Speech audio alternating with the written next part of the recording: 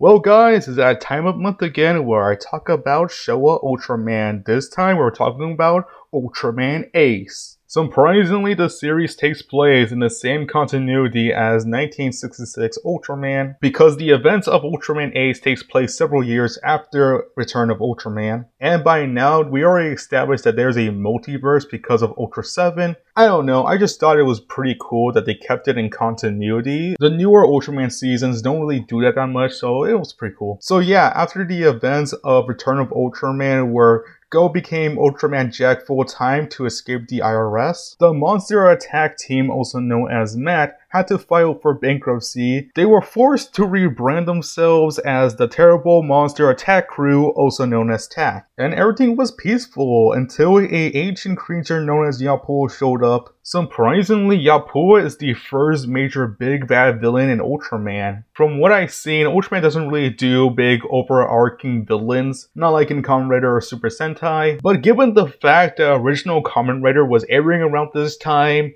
Yapu may or may not be inspired by Shocker. Not to mention that Yapu also creates his own monsters, so yeah, he is not beating these shock allegations anytime soon. Speaking of monsters, the first kaiju to appear in the series is Vericron. Vericron was able to destroy half the city within minutes. A civilian named Heiji Makuta was able to stop Vericron's rampage by sacrificing his life. There's also a nurse named Yoku Nanami who also dies, and I don't know how she died, but I'm assuming it's because of splash damage. The Ultra Brothers saw their good deeds, and so the youngest Ultra Brother, Ultraman Ace, fused with both of them. And wherever there is a kaiju threat, Hakuto and Manami can transform into Ultraman Ace. I'm not gonna lie, I actually really like this idea because there's more stakes to it. If one of them are injured or like too far away, they can't transform to beat the monster of the week.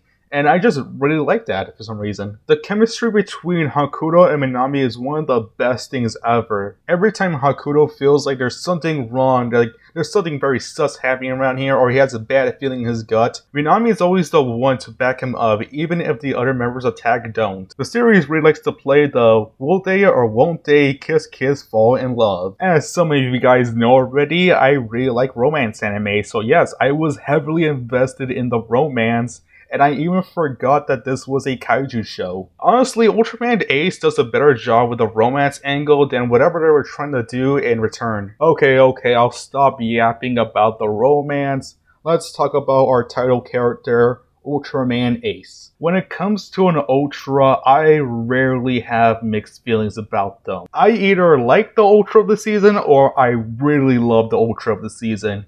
Ace is just a mixed bag for me. Don't get me wrong, Ultraman Ace is a great fighter, he's a great person, but he gets a little bit zany to the max. You either embrace the show of weirdness or you don't. If you don't embrace it, then yeah, this show is bonkers. Something that I don't really like about the series is that the Ultra Brothers occasionally show up for like a 1 or 2 seconds. And most of the time, it's either Safi or Seven. Man doesn't help Ace. Jack kinda helps Ace if we're counting his evil doppelganger. Yeah, the Ultra Brothers are just there for fan service. The kaiju for this season are called the Kojin, also known as the Terrible Monsters.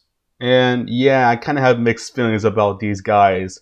There's some that work and there's some that don't work. The only terrible monster I want to see return in the Ultraman franchise is Geekon. I don't know why, I just really like this violin monster. It's very goofy, it's very silly, it's a really good design as well. Blazar did a music-focused episode, so just have that, but have Geekon as the main foe. Something I've been trying to avoid talking is of course TAC. I just don't like TAC. But I will say one positive thing about TAC, and that is the captain is a pretty cool character. Most captains in the Showa era Ultraman like to deny that any supernatural stuff is caused by a kaiju, but this captain is different because he doesn't deny that there might be a kaiju involved. Besides the captain, I can't really tell you guys anything about the other members of TAC. You know what, I'm gonna stop being negative and talk about something very positive like Ace's final episode. The final episode of Ultraman Ace has Yapu capturing the Ultra Brothers by crucifying them. Yes, I know how weird it sounds. Ace has to save them by defeating Yapu's Grace creation,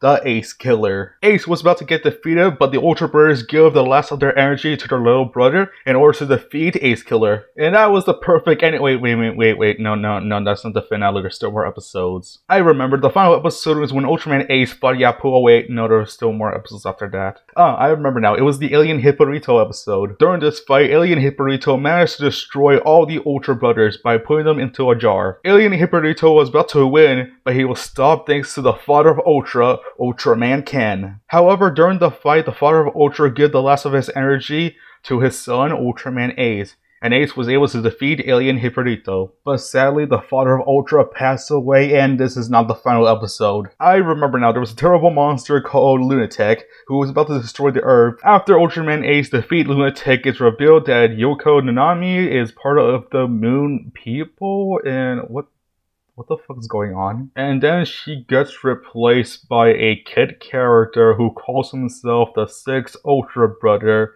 but not the actual 6th Ultra Brother Taro, because Taro already appeared in the show as a cameo before Taro existed. Shenanigans, Christmas episodes, more shenanigans. Here we go, it's the final episode. In the final episode of Ultraman Ace, Ace must defeat his greatest foe, Jumbo King. Oh god, what is that? So it's supposed to be a fusion of a bunch of different kaiju that Ace fought in the past, and no.